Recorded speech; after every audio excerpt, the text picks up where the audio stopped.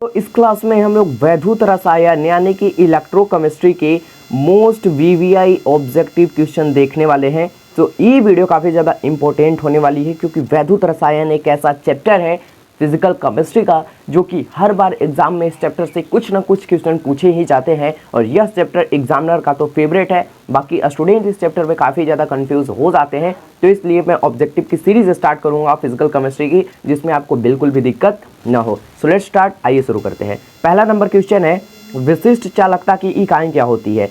Option A ohm centimetre inverse, B ohm centimetre -2, ohm inverse centimetre inverse, ohm inverse centimetre square. तो जल्दी जल्दी आप हमें live chat में बताओ, ठीक है।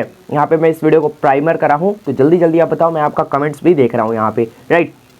तो विशेष चालकता की जो इकाई होती है वो होती है ओम इनवर्स सेंटीमीटर इनवर्स। तो सी वाला ऑप्शन हमारा यहाँ पे बिल्कुल राइट हो जाएगा। आइए बढ़ते हैं नेक्स्ट क्वेश्चन की ओर। नेक्स्ट क्वेश्चन हमारा कह रहा है कि किसी पदार्थ की जो अभिक्रिया की दर होती है वो निम्नलिखित में किस बातों पर निर्भर करता है? अभिक्रिया की दर के ऊपर मैंने एक बहुत डेडिकेटेड अच्छी वीडियो बनाई है, तो जाकर देख लेना आपसे भी मेरे चैनल पे विजिट करके, नहीं तो मैं डिस्क्रिप्शन में कोशिश करूँगा कि मैं डाल दूँ लिंक को, ठीक है। तो जो अभिक्रिया की दर होती है वो सक्रिय मात्रा पर निर्भर करती है, तो डी वाला ऑप्शन हमारा यहाँ पे सही हो जाएगा। Next question third number, silver nitrate के घोल में 108 ग्राम सिल्वर मुक्त करने के लिए, एक सेकेंड, थोड़ी सी टेक्निकल इश्यू आ चुकी है, तो इसको मैं जितना जल्द हो सके सोल्व करने की कोशिश करता हूँ। चलो सोल्व हो भी गई। तो सिल्वर नाइट्रेट के घोल में 108 ग्राम सिल्वर मुक्त करने के लिए विद्युत धारा की जो मात्रा की आवश्यकता होगी वो कितना है? ये आपको सिंपल है कि 108 ग्राम सिल्वर मुक्त करने के लिए विद्युत धारा की जो मात्रा चाहिए वो 1 फैराड चाहिए। ये न्यूमेरिकल टाइप का क्वेश्चन आपको लग रहा है, बट ये न्यूमेरिकल टाइप का क्वेश्चन है नहीं, ठीक है। वैद्युत अपघटन की क्रिया में क्या होता है? वैद्युत अपघटन की क्रिया में कैथोड पर क्या होता है? जैसा कि आप सभी को पता है कि इलेक्ट्रोलाइटिक सेल में दो यहाँ पे प्लेट होते हैं, पहला एनोड का प्लेट, दूसरा कैथोड का प्लेट। मानो ये एनोड का प्लेट है, दूसरा कैथोड का प्लेट है। आप सिंपल जानते हो कि एनोड पर क्या होता है? एनोड पर होता है ऑक्सीकरण, एनोड पर होता है ऑक्सीकरण, और कैथोड पर क्या होता है? अवकरण होता है। कैथोड पर क्या होता है? अवकरण होता है। तो यहाँ पे वैद्युत अपघटन की क्रिया में कैथोड पर क्या होगा? तो अवकरण होगा। तो बी वाला ऑप्शन हमारा बिल्कुल ही राइट हो जाएगा, ठीक है। बी वाला ऑप्शन हमारा यहाँ से सही हो जाएगा। चलो फिफ्थ नंबर क्वेश्चन की ओर बढ़ते हैं। फिफ्थ नंबर क्वेश्चन हमारा है कि निम्नलिखित में कौन सा सेल हाइड्रोजन एवं ऑक्सीजन की रासायनिक ऊर्जा को विद्युत ऊर्जा में बदल देता है? तो आप सभी जानते हो ईंधन सेल जो होता है वो क्या करता है? हाइड्रोजन एवं ऑक्सीजन की जो रासायनिक ऊर्जा होती है वो उसको इलेक्ट्रिक एनर्जी में चेंज कर देता है। तो सी वाला ऑप्शन यहाँ पे बिल्कुल ही राइट हो जाएगा। आइए बढ़ते हैं नेक्स्ट क्वेश्चन की ओर। नेक्स्ट क्वेश्चन हमारा 6 नंबर, निम्नलिखित में कौन सर्वाधिक ऑक्सीजन अवस्था प्रदर्शित कर सकता है? यहाँ पे जो एमएन है वो क्या कर सकता है? ऑक्सीकरण अवस्था प्रदर्शित करता है। तो डी वाला ऑप्शन यहाँ पे बिल्कुल ही राइट हो जाएगा। आइए बढ़ते हैं नेक्स्ट क्वेश्चन की ओर। नेक्स्ट क्वेश्चन है 7 नंबर, निम्नलिखित में कौन द्वितीयक सेल है? लोकलांजे सेल, या फिर लेड स्टोरेज बैटरी, या फिर सांद्रण सेल, या फिर इनमें से सभी? आप जल्दी जल्दी बताओ निम्नलिखित में कौन द्वितीयक सेल है? तो लेड स्टोरेज बैटरी होता है। तो बी वाला ऑप्शन हमारा यहाँ पे बिल्कुल ही सही हो जाएगा। और देखो बहुत सारे लोग जो होते हैं सेल और बैटरी में कंफ्यूज हो जाते हैं कि सर सेल क्या होता है, बैटरी क्या होता है, ठीक है। इसी डाउट में जीवन भर रह जाते हैं। तो देखो सेल जो होता है, मैं आपको बता रहा हूँ, सेल जो होता है उसको इस तरीके से सूचित करते हैं, सिंपल सी बात है, ठीक है। और बैटरी जो होता है उसको इस तरीके से दिखाते हैं हम, ठीक है। बैटरी को हम इस तरीके से दिखाते हैं। मान लो ये बैटरी है कोई, ठीक है। अच्छा एक अच्छी तरीके से मैं बना दूँ, ठीक है। चलो अच्छी तरीके से मैं बनाता रहूँ। ये हमारा सेल हो गया, चलो ये हमारा बैटरी बनने जा रहा है यहाँ पे। अब बैटरी भी तरह तरह की होती है, समझ रहे हो? बैटरी भी क्या होती है? बैटरी भी तरह तरह की होती है। तो मान लो मैं यहाँ पे जो पेंसिल वाला टॉर्च वगैरह में यूज़ किया जाता है वो उस बैटरी को यहाँ पे मान लो ये वही बैटरी है, ठीक है। सिंपल से मान लो ये हमारा क्या है? ये हमारा मान लो टॉर्च वगैरह में जो यूज़ किया जाता है वो बैटरी है, और ये हमारा यहाँ पे क्या है? सेल है, ठीक है, सेल है। तो सेल बैटरी में क्या अंतर होता है? तो जो एक बैटरी बना होता है वो सेलों का समूह से बना होता है, यानी कि सेलों का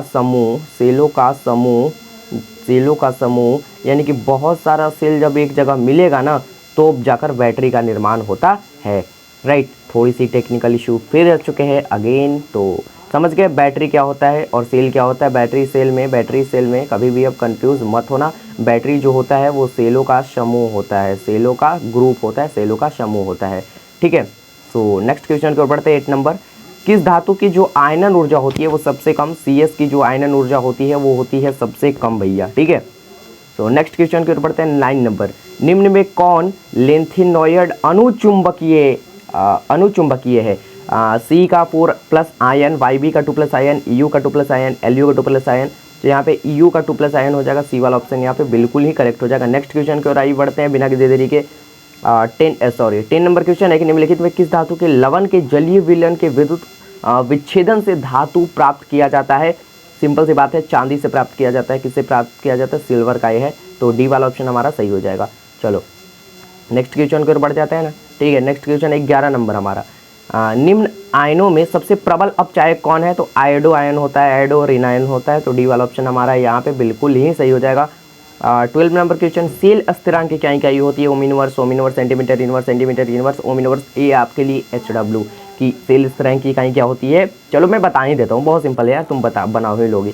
सेंटीमीटर इनवर्स हो जाएगा, ठीक है। आने वाला क्वेश्चन में आपको होमवर्क दूंगा मैं, ठीक है। चलो अब बढ़ जाता है नेक्स्ट क्वेश्चन 13 नंबर, फैराडे का द्वितीय अपघटन नियम किससे संबंधित है? फैराडे का विद्युत अपघटन नियम किससे संबंधित है? तो देखो आप सभी जानते हो कि इलेक्ट्रोलाइट के समतुल्य भार से संबंधित, यानी कि डी वाला ऑप्शन सही हो जाएगा। फैराडे का नियम होता क्या है? जैसे फैराडे का 2 नियम है, पहला के फर्स्ट नियम, दूसरा के सेकंड नियम, ठीक है। तो फैराडे का फर्स्ट नियम क्या कहता है कि जो इस तरीके से मैंने विद्युत अपघटन सेल बताया था आपको, ठीक है, उसमें 2 इलेक्ट्रोड होते हैं, तो इलेक्ट्रोड पर कुछ पदार्थ में मात्रा जमा हो जाती है, उसे मान लो m और समानुपाती हो जाता है उसमें जो आवेश बह रही होती है, यानी कि m समानुपाती q हो जाता है, ठीक है। तो अब यहाँ पे बराबर करने के लिए कोई कांस्टेंट लाना पड़ेगा, तो वहाँ पे कांस्टेंट आता है z और q का फार्मूला होता है q बराबर IT, तो यहाँ पे फार्मूला लग जाता है सिंपल IT। तो यही हो जाता है फैराडे का फर्स्ट नियम। सेकेंड नियम में यही काम होता है, बट उसमें 2-3 सेल श्रेणी क्रम में जोड़ दिए जाते हैं, सॉरी 2-3 क्या किए जाते हैं, इलेक्ट्रोलाइट सेल को श्रेणी क्रम में जोड़ दिए जाते हैं। हाइड्रोजन ऑक्सीजन ईंधन सेल में हाइड्रोजन का दहन होता है, तो ये 2 इलेक्ट्रोडों के बीच विभवांतर उत्पन्न करता है। जब दहन होता है तो 2 इलेक्ट्रोडों के बीच क्या करता है? विभवांतर को उत्पन्न करता है। नेक्स्ट क्वेश्चन आइए देखते हैं, तापमान में वृद्धि, यानी कि जब टेम्परेचर में हम वृद्धि करेंगे, टेम्परेचर को इंक्रीज करेंगे, तो धातु की जो चालकता होती है वो क्या होती है? घटती है, सिंपल सी बात है। चलो नेक्स्ट क्वेश्चन 16 नंबर, चालक की चालकता, अगर चालक की चालकता को यहाँ हम C से दिखाएं और प्रतिरोध को R से दिखाएं, तो एक सेकेंड, सॉरी थोड़ी सी टेक्निकल इश्यू, थोड़ी सी बस थोड़ा सा इंतज़ार कर लो आप, मैं सही कर देता हूँ अभी तुरंत। चलो मैंने सही कर दिया। चालक की चालकता को अगर मान लो हम C मान लेते हैं, और एवं प्रतिरोध, चालक की चालकता एवं प्रतिरोध में क्या संबंध होता है? तो C बराबर 1/R, ठीक है, तो सी वाला ऑप्शन यहाँ पे सही हो जाएगा। और वही रहता प्रतिरोध की जगह प्रतिरोधकता, तो उसको रो से सूचित करते हैं, ठीक है। और आप सभी जानते हो कि जो प्रतिरोधकता होता है वो चालकता का इन्वर्स होता है, ठीक है, प्रतिलोम होता है।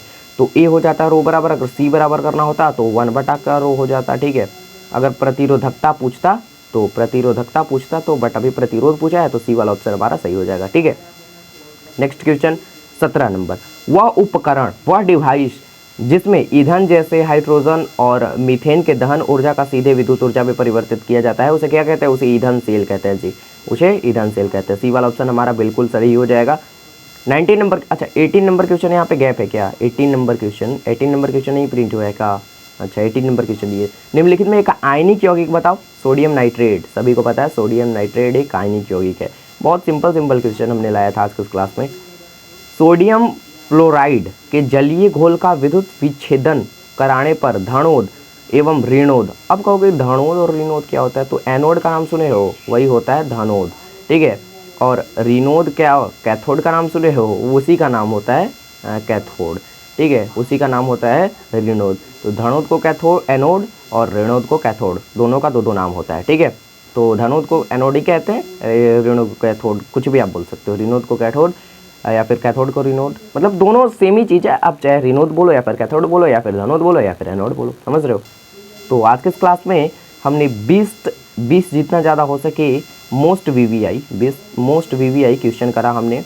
ये देखने में अगर आपको सिंपल लग रहा है सही है, बट ये क्वेश्चन जितने हैं सारे वीवीआई है, ठीक है। एग्जाम की दृष्टि से 3 स्टार कर लेना हर एक क्वेश्चन पे, ठीक है। तो आपको टेंशन नहीं लेना है। और हाँ, इस क्वेश्चन का आंसर मैंने नहीं बताया, F2H2 कर लेना, क्योंकि यहाँ पे देख रहे हो सोडियम फ्लोराइड है, ठीक है। तो ये F2H2 हमारा हो जाएगा, बी वाला ऑप्शन हमारा सही हो जाएगा। तो मिलते चलिए कि नेक्स्ट क्लास में आप कमेंट करके बता देना कि आपको क्लास कैसा लगा और नेक्स्ट वीडियो किस टॉपिक पे चाहिए।